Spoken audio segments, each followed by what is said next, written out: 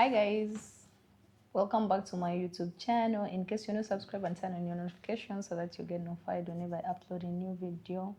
Yeah, subscribe to my YouTube channel. For the new subscribers, please subscribe. For the return subscriber, thank you.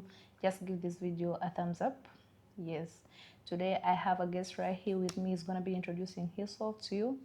Yeah, can you introduce yourself, please? Yes, so hello guys, I'm called Ben. Most of the people that know me, they know me as the official informant. But I'm called Ben, the host at the official informant, both on TikTok and YouTube. Hi guys, go to his YouTube channel. You subscribe the official informant. Yeah. So Ben, tell us about your life. Tell us how you got idea of coming here in Qatar. Yeah, briefly, when I say to talk about my life, I think I'll be brief because it's a very long journey, and I believe that everybody that is out there has got a story. To tell, Only yeah. that the reason why I accepted this interview to happen is because I believe my story would make an impact and it would change somebody's life. Yeah. So when you asked me how did I think of getting here, Yeah. it was way back when I was in my high school, and the trend was like everybody has to come out of the country. As a young man, I thought that is something that is really wonderful and suitable for us as youth or for everybody. But as I grew up, as I've been here, I've come to know that is the worstest part. Living somewhere you're not born, living in it's kind of living in exiles.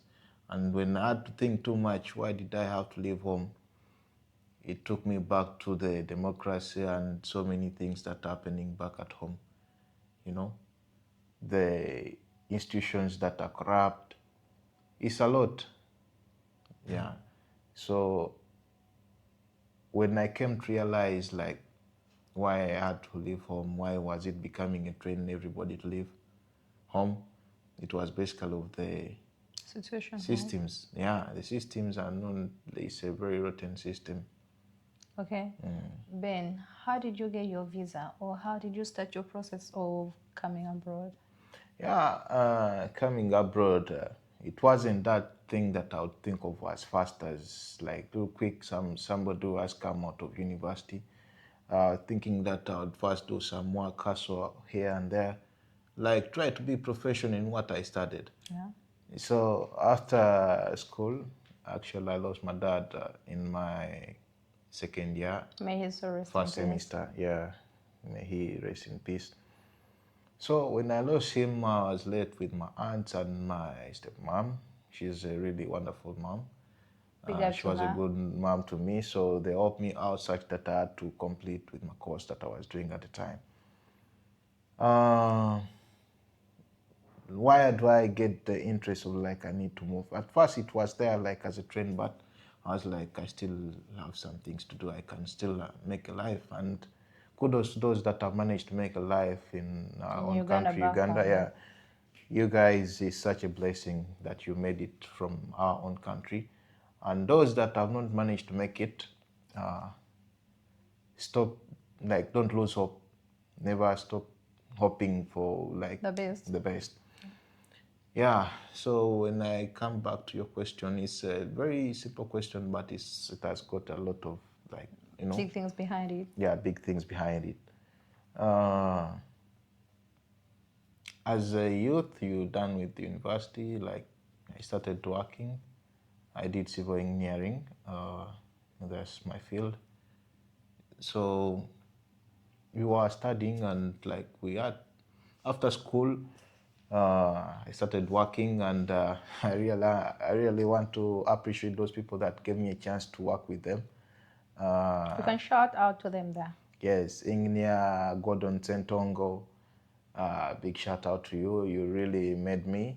And when it comes to construction, I'm one of the best that you can find.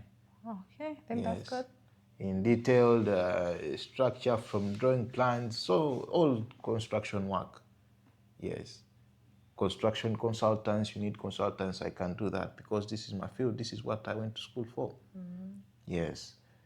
So big shout out to those people that gave me the chance that, if you're from school, like, you're not good at practical. Yeah. That's Yeah. why most of the people, they don't want to hire those people just from school, then they hire you. Exactly. I'll tell you one story. When we were in school, we used to make some structures, some bondings that, probably 1 square meter from ground. So when I came, we mix sand with lime. Guys, those that are doing engineering, you know what I'm talking about. So at that time, when I came out of school, I was like, I'm from school, this is what I did. So I went to practical. My dear, if you didn't do well your internship, if you just went to, for example, block work, if you went to the site and you did like practicals, if you are in your internship, if you don't happen to utilize that chance, bro, you're going to reach at the site when you totally know zero, a very big zero. So you will not be able to do anything from the site. So my story about that part was like why I want to impact somebody. If you go for internship, utilize that chance very well. Get into the activities. Each activities, put your hands on the activity. Yeah, because because the internship is more of the practicals. Exactly. So I did, but I think I was more into the steel work. And then I left out the block work part, and this, always we dealing with block work. I think maybe 40% in the construction work is done by block work. So I left out that part. So when I went to the site, I told the foreman that me, I've been at school, I did this, so I can do anything if it comes to construction. He asked me, are you sure about it? Are you sure about what you're talking? I was like, yeah. What do you need me to do? He told me, okay, I'll give you one wall to build. We went, the engineer had to set it, and then they gave me the materials to start doing the work. My dear. It was First course I was Tagogo. okay, second course was okay. When I was reaching around, let's say, 3 feet, then my wall started dancing, meaning that I was not that competent at that time. And then the engineer sat me down and told me, you know what, even me, I came from school. I worked with National Housing, and he told me so many things, and he told me if you really want to learn, you have to put your books outside and then start from Because you scratch, because came the with outside more of the life theory, is yeah? exactly. So guys doing engineering courses, I advise you that yes, you know what you know, but it's in theory. When you come to practical, It's things a have, different way. yeah, it's a very, very different way you need to go with things. So always when you get into sites, please seek for help. What you don't know, ask. Because from school we tend to know, like, we think we know everything, but in the real fact it's not. And I was one of the the cleverest, like I was one of the smart people in my classroom, in my school. So if that happened to me, bro, I think you need to just pull up your socks as well. If it's time for internship, if it's time for practicals, go do the work. Like, don't dodge, don't Supposed to play be done, around. yeah. Yeah. Okay. So Back to the question. back to the question, my story is a very big, just like I told you guys Yeah, that you can also my just story is very big, but I'll try to be as brief as possible. yes, just a tip on them. So from the construction work we did, and at that time, I think I was earning something around 900,000 per month. Uganda shillings. 900K? Yes. That's a lot. No, it's not. You're working 30 days. Okay, let's say you have four off days. That used to be a Sunday. So from school, I worked there for around 6 months, and then I was trying to say, if you come from school and you have big dreams, like you think the way life. Now, we have different thinking when we're still at school. You're like, when I'm done with school, I will do this, I'll do this, I'll have the capability. But when you get outside in real world, You're saying things is 90K or different. 900K? 900K per That's month. a lot. Some people, they work that money abroad. Yeah, but I think That's 900 Qataria, right? yes. Some people, they're working that money abroad. But remember, if you're in Uganda, it's not paid at the end of the month. You paid Okay, weekly. okay, in bits, yeah. Yeah, so if you paid weekly, you have expenses, you have transportation. By that time, I was Yeah, staying in sure. Busabala, But in a still, place that time called you're Gangu. single. Yeah. Yes. It will be good Because I for was you. from school. But I'm coming to where the point is different and where I had to change my mind. Okay. I was keeping that money. My aunt used to keep for me my money. Yes. I was trying to save to buy a bed, like to build up, like to buy some essential Like you things in the house. styling Yeah. yourself, yeah? Yeah, you know I'm a guy of fashion, so I really need nice things and they are costly. So I was trying to make money, save money for what I want. You understand? Yeah.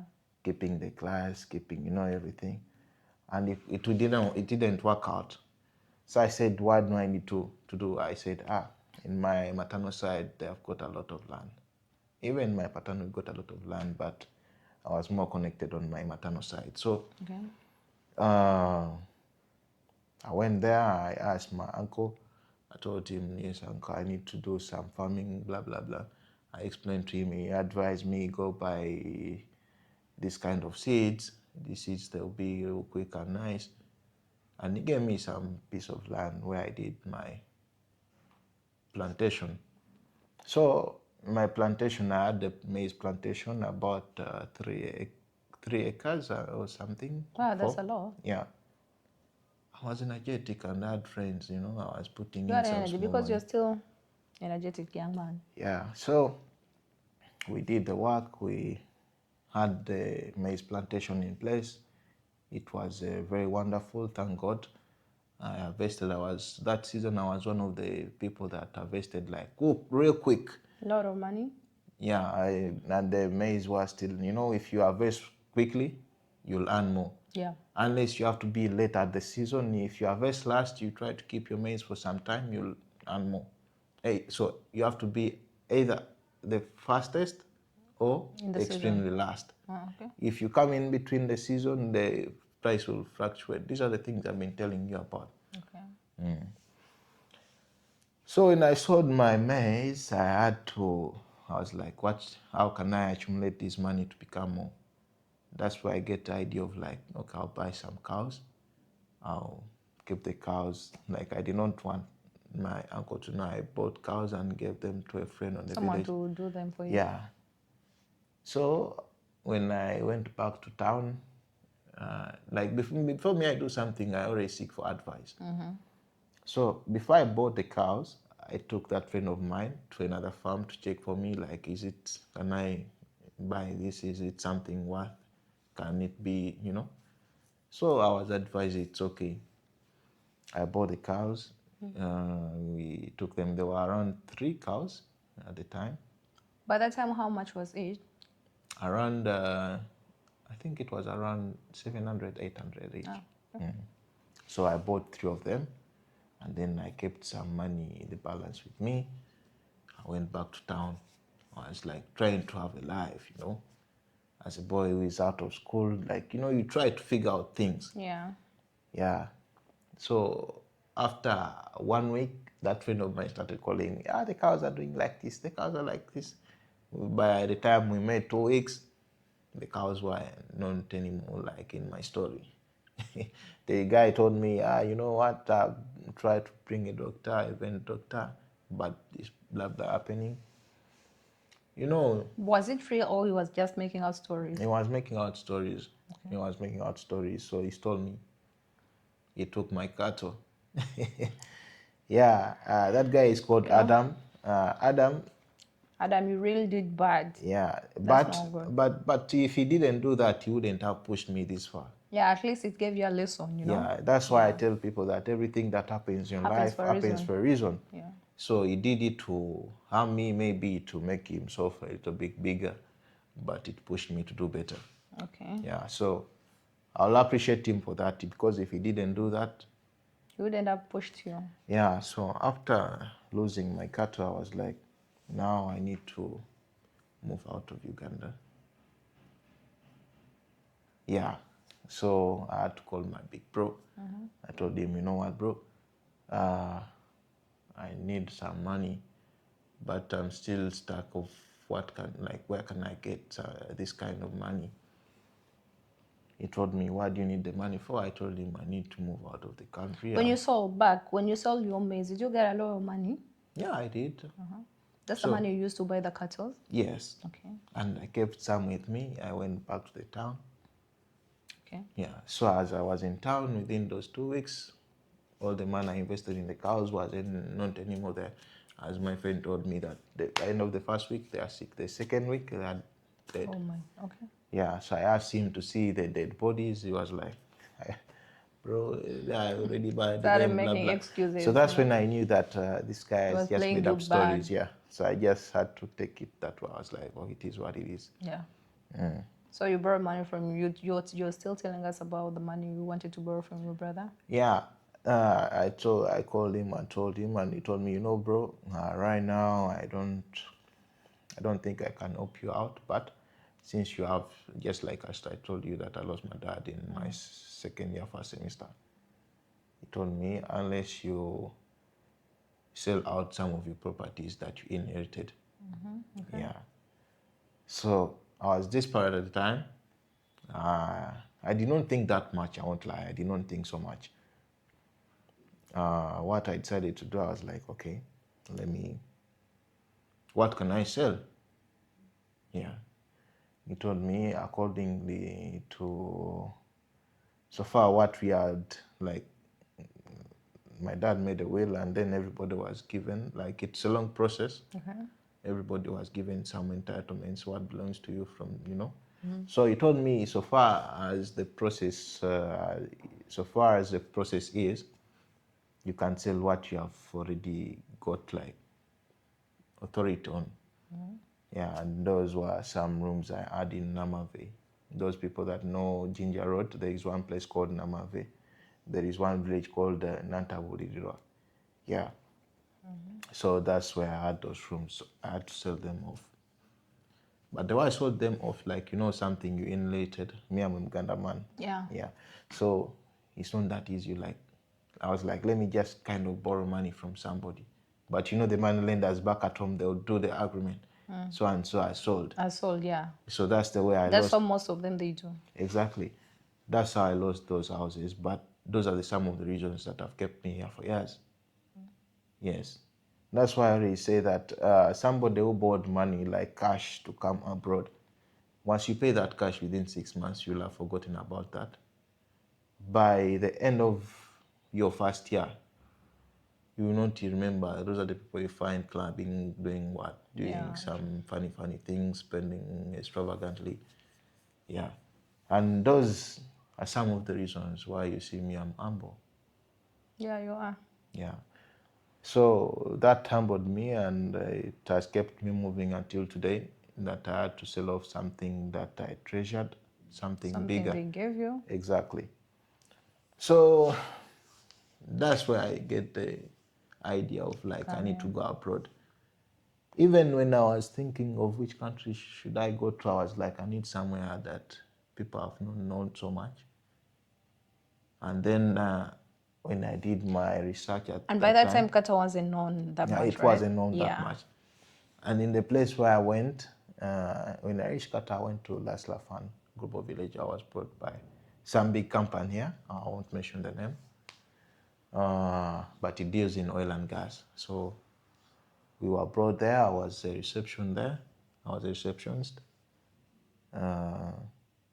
That's how I got here. Before coming to Qatar, before boarding your plane to Qatar here, tell us a bit of how you got your visa, like going through the agent. Okay. At that time, we were having a site around Bara. Those guys that know, it's Jaliwajala and Nigeria area, that side. Now it's years I've not been there, so I may not be so. Just a moment. Yes, how I got my company that brought me, how do I get the office? At the time, we were working around Namgongo, Mbara, those guys that know those areas, like, those places. So there was one company, Should I mention it, or I'll be making marketing for it? You can. It's okay. You can. Maybe people out there, they can also use that company. Yeah, You know, because now these days agents, they are so scammers. You know. yeah, it was called the Explorer, Explorer. Dubai. Yeah, so I've never heard of that. yeah, so I went there. I checked with them the registration fee on what deals they had, and I was like, no, let me first wait. Then, as I was home, I saw some advertisement, and they were advertising Jobline. It's, I think, also it was Nadia. Nadia, yeah. So I went to Jobline. That's where I met my friend Loja. He was the operations manager. Until today, we're friends with him. Big up to him. Yeah, he's a very nice guy. He made the process soft for me and my colleague called Sevunya Mahad. Yeah, Sevunya, big up, bro. So I got friends, like we became so good friends, and all those things we moved with Mahad. Mahad was my friend. Okay. So we were a group of 5, but I was so close with Mahad. Okay.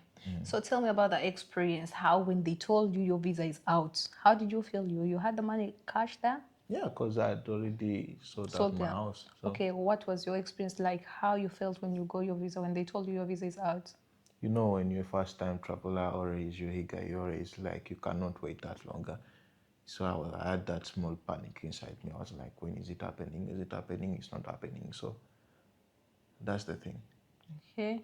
So, okay, after getting your securing your visa, tell us about your experience in the flights. The experience in the flight, it was something normal. I did not want to sleep, I'll speak the truth. I never wanted to sleep. I wanted to capture each and every moment such that I can memorize it, such that I don't forget anything.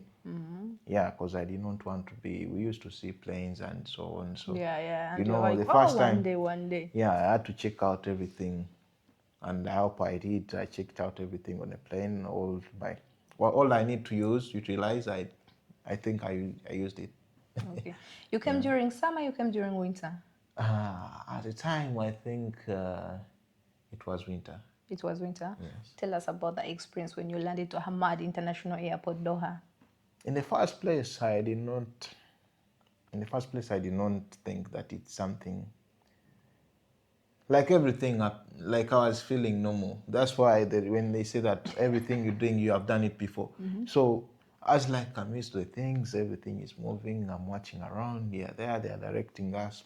By the way, Hamad has got a very nice customer service. Yeah, very nice one. Yeah, so you never be trapped in things like you don't know where to go. So they're always from step 1, they tell you from here to there. So it's very easy, very planned, very organized.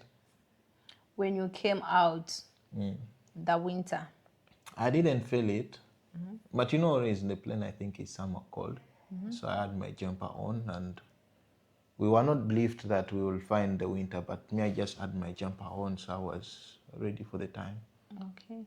Okay, tell us about your experience here in Qatar, going in your country, going in your company for the first time. At the time, we had these things of offshore. Offshore are those that have worked in oil and gas, you know what I'm talking about. You go off the land, you go to inside the sea. I think that's where there is some gas or oil. Okay. So we had first go in the hotel to wait for maybe some other guys to come join us. Then would be transferred to Las Lafan. And Las Lafan Global Village, that's the gas sector. So you need a special ID for getting there. You cannot just come without that ID and you go there. So we were taken to a hotel as they were preparing, as we were waiting for our get passes, those other IDs. Yeah. Okay, tell us about your experience when they told you, you know, these days, like tomorrow you're starting your duty. Tell us about Actually, the experience when you first went to your duty. We spent like 2 weeks before working, but that's another good thing of Qatar. When the month was ending, we were paid. We spent 2 months, 2 weeks without work. So You know, when you are a newcomer, you eager, like you want to You know want how to it work. feels like. As you know what? At first, they told us you're not going to work, you're going to be in the accommodation for 2 weeks. So we're like, oh my goodness, we came to work, we came to work. Why are they keeping us inside here? We came to work, so we called to the office, we told them, we want to work. They told us, we are paying you, right? Then see it, when we get jobs like you start your duty, by the time we started the duties, I feel like, oh my goodness, my first experience about my first duty, it wasn't good. It was so much tiresome. I feel like, oh my goodness, if I thought that was the only job I had, I would be in Uganda by now. Because, oh my goodness, it was too tiresome. Tell us about yours. Mine, everything in the first place was normal, I was doing tough work. We engineers at the construction, we do tough work. So this was just a walkover. Ah, okay. Oh, So I had to go into the trainings, gears, PPE, all the equipments, like to know what to do and when to do what. So I had to go through the safety trainings. It wasn't that difficult. It was something easy. Yeah. okay. Do you have anything you want to tell them all? Yeah. It's a lot, but I'll be brief and precise. Guys, never lose hope. And you people doing others harm that you think you go away with it, remember there is something called karma. Come at the beach. Yeah. It may delay, but once it comes. So, those that did bad to me, I forgave you, but I did not forget. That's one. Number two, whatever you did to me, thinking it will hurt me, Just give you courage. it's the fuel that has fueled me to get where I am. Today. Yes. So another thing is that never lose hope and always trust, like believe in yourself. Sky is the limit. Let nobody tell you you cannot do it. Let nobody tell you that no, it's not meant for you. Those people you see making it there, those people you see that like they are so special or they are beyond, there is nothing much they are doing like you cannot do. You eat the same food, you Yeah, are true. breastfed like anybody else. So nobody is so special. It's only you and your mentality, how you think. Yes. Sky is the limit. That's what I can say. Then nobody tell you And you there is cannot. always light at the end of the tunnel. Exactly. Yeah. Exactly. But you need to know that in life, things aren't that easy. You need to be patient and you have to believe in, for example, in whatever religion you believe in, you must believe in what you believe in. Yeah, you have, and always you Yeah. have to Yeah. pray. Yeah. So that's the thing basically. Okay, guys, you have heard about his side, you have heard from him. That's all we had for you. Make sure you go subscribe to his channel, the official informant, and also subscribe to my YouTube channel, Aisha Miss Runner. Until next time, bye bye. Peace. Peace.